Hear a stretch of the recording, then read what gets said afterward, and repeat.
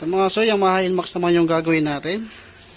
At ang issue kasi nito mga sir ay palyado. At nagkaroon siya ng check engine sa panel. Yan, nagkaroon siya ng check engine. Tapos start natin. Ano mga? Piti mga. Piti mga konti. Tapos start natin kung aandar. Yan, ayaw umandar mga sir. Nag-check engine. Ngayon, para ma-trace natin kung ano yung problema, kung bakit lumabas yung check engine,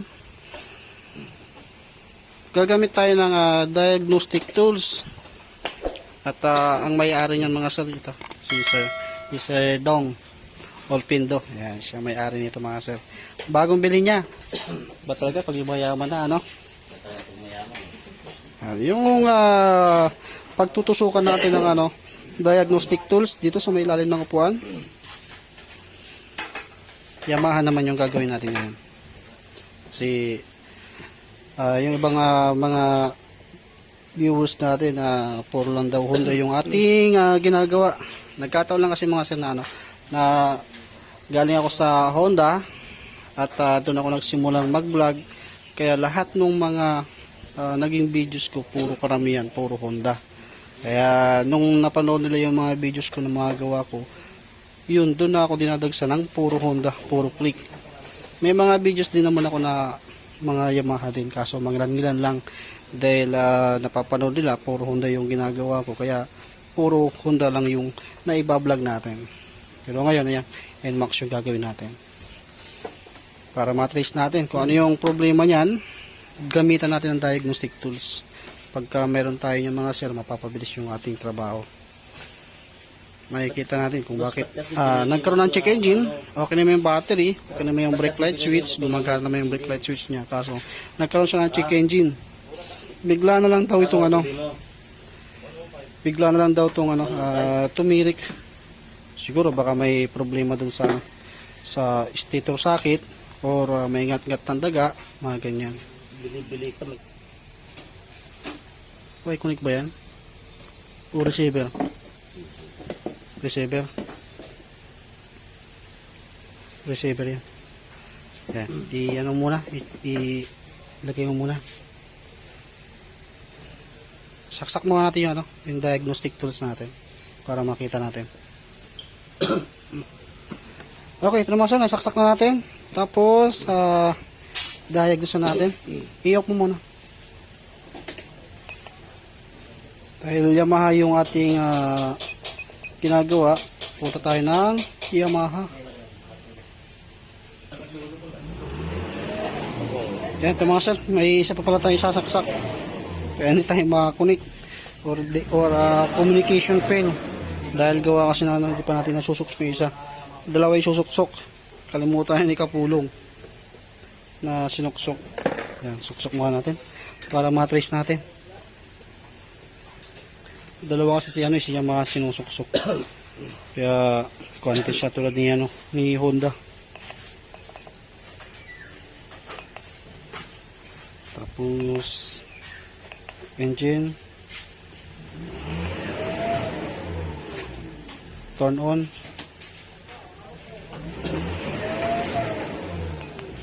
kaya tayo makakunik. Ayun, kunik na tayo. Tapos red, doon tayo sa red port.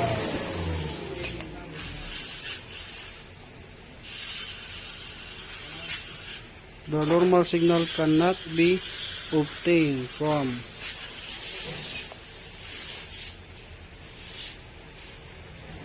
crankshaft position sensor. Yan.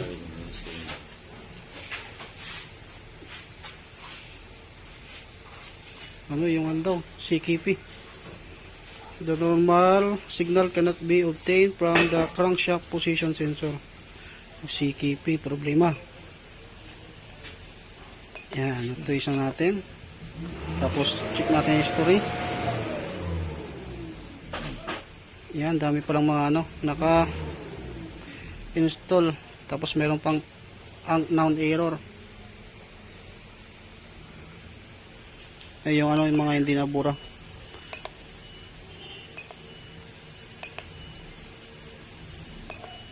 Kaya kuan, bago natin iburahin yon, tatanggalin mo natin yung upuan kasi na-trace na natin kung ano yung problema. Read, ayan, check natin ulit.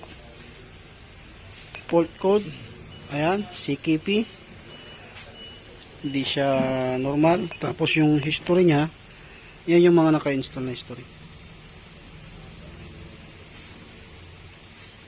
Ayan, kaya kuan, tanggalin natin yung yung clearings sa may gilid sa kaupuan, tatanggalin natin kasi maraming naka-install or maraming error code na naka-install. Okay, balik tanggalin mo natin yung upuan. Okay, ito mga sir, tanggalin natin yung clearings at check natin yung wiring nya. At nakita natin dito na may sunog dito sa may socket. Ito.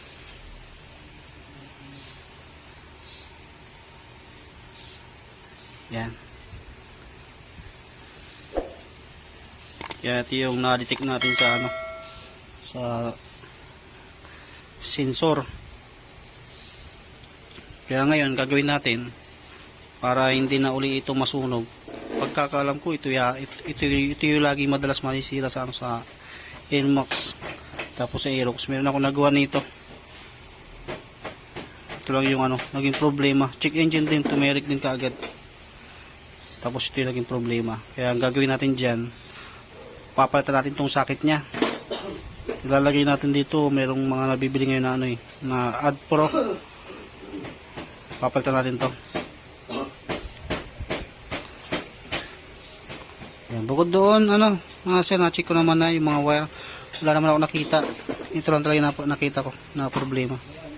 Parang sa mga click din. Na kaso sa click nga lang, hindi siya magkakaroon ng check engine. Hindi mo lang siya talaga mapapaandar. Ito, ayan. Sunog. Kaya ayaw mandar. Kaya ngayon, gagawin natin, pabili muna tayo ng AdPro mga sir. Tapos kakabit natin. Ito mga sir yung yung ilalagay natin, yung AdPro. Ito yung ipapalit natin dito. Kaso bago natin may palit, tatanggalin muna natin yung socket nya. Kaya lang baka mga sir kung paano nyo tanggalin. Basta pinaka-importante ay i-color coding nyo. Kaya i-cut nyo na lang siguro ito. Kasi meron naman itong yan ang lagayan. Kahit i-cut nyo na dito, i-cut nyo dito, okay lang din. Basta pinaka-importante, huwag nyo mapagbabalik-baliktad yung wire. Tandaan nyo na lang yan. Huwag nyo pagbalik ka rin. Yan, tama siya, pinutol ko na. Yan, basta i-double check nyo pa rin ito mga sir. Dapat hindi magkapalit yung wire natin kasi masunog or baka masira yung computer box natin. Yan, kulay pula, may guhit na puti, tapos sa kadugtong niya kulay pula. Yan. Tapos ito lalagay natin, syempre tatanggalin mo natin to at ilalagay natin yung terminal niya. Okay, ito tanggalan natin yung AdPro. Yan, dalawang tunnel lang, tapos mabigat siya. Hindi siya magaan.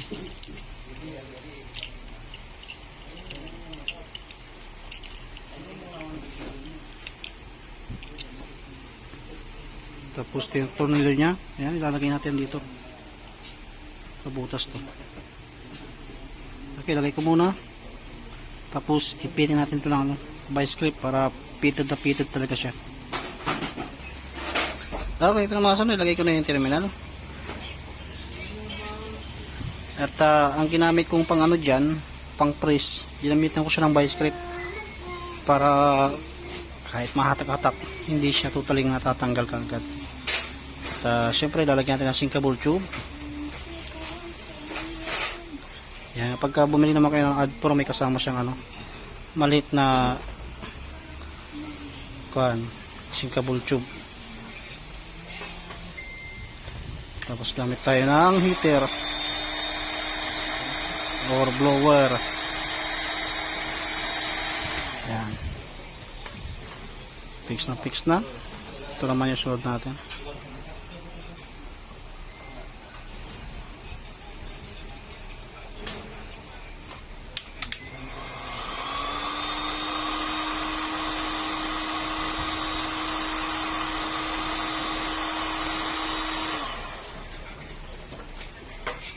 Tapos ilalagay natin to. Basta huwag niyo kalimutan, color coding dapat. Huwag baliktad para hindi masira yung computer box or hindi siya magkaroon ng short circuit o masunog. Yan, ito mga sir. Lagayan natin. Tapos higpitan nyo mabuti ito mga sir para hindi siya magkaroon ng problema.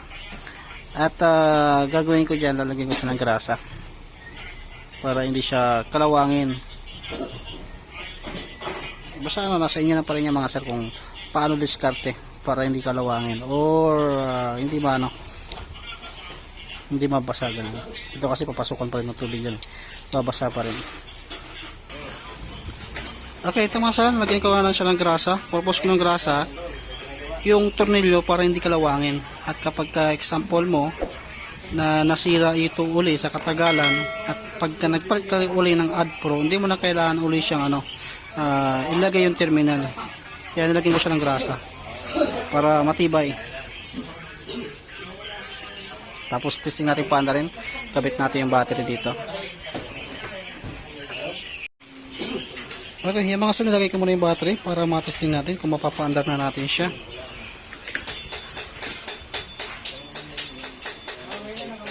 Okay, meron pa rin yung check engine mga sara.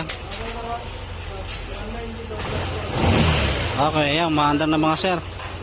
Pero yung check engine, mamaya i-reset natin para matanggal natin yan.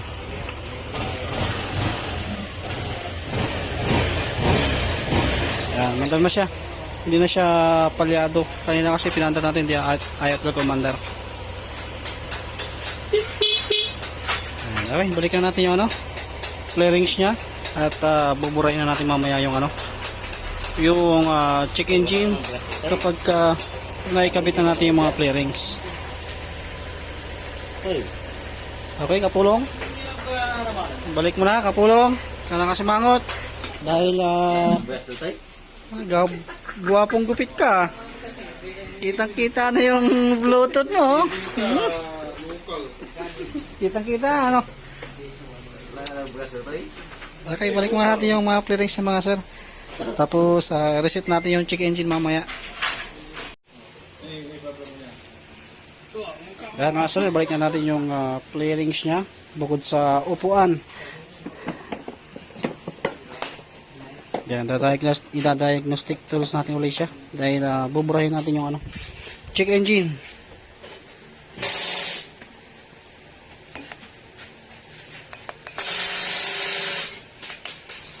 Sukle mo nga yung kapulong.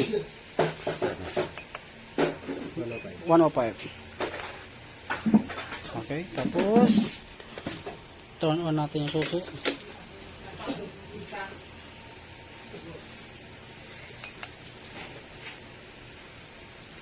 Tapos read fault code. No trouble.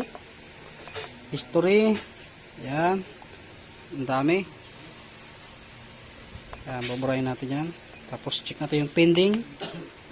Okay, wala naman. Reset natin. Tapos erase. Okay. Balikan natin uli. Read fault code. History code. Ayan, wala na yung history code. Nabura na. Tapos please start engine. Ayan, nalis na natin yung error code. Wala na yung check engine na nakalitaw sa panel nya. Paandarin mo kapulong. Thank you very much.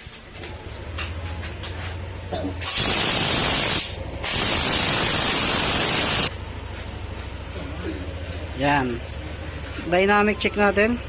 Kaso maya maya pa lang konti ito kasi warming pa siya. Kung baka malamig pa yung makina, check natin maya maya konti. Balikan natin maya maya pagka mainit-init na siya or mainit na yung makina. Yan, nawala na yung check engine. Kasi kapag yun talaga yung nagkaroon ng problema, mag-check engine siya. At hindi na under yung motor. Under man yan, palyado. Yan, balikan natin mamaya. Okay, ito na mga solo, mabas na. Yan, engine speed. Yan, standard yung kanyang engine speed. 1,500 plus 200. Dapat hindi bababa ng 1,400 RPM.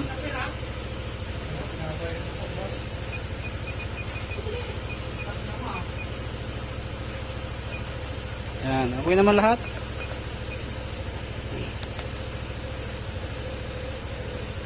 Tapos pili na natin patayin. Yan, okay na.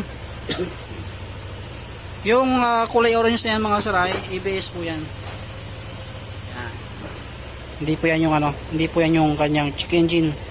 Yan po yung ABS. Mamamatay lang yan pagka tumatakbo na siya.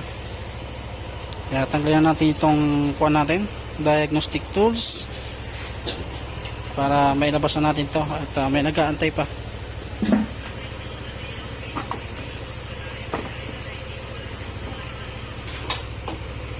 Okay, testing mo na. Labas mo na, kapulong. Okay, testing mo natin sa labas. Labas muna natin para makapasok tayo ng ng ibang motor. Yan, yan yung mga bisita natin ngayon. Yan, shoutout sa inyo. Salamat sa pagbisita. At meron tayong bagong rechute. Ito. Matagal na to. Matagal na, luma lang. Ano palang gagawin sa motor mo? Nantay kita eh.